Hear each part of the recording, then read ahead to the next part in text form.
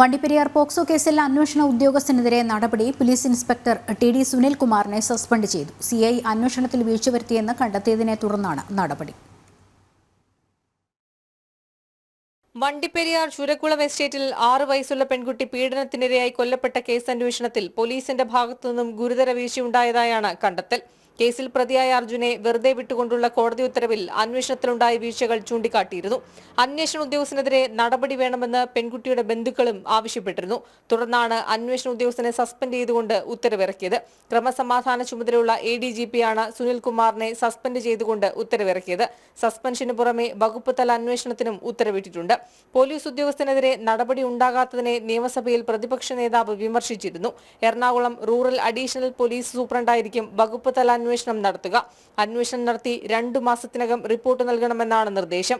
Janam, Thiruvananthapuram.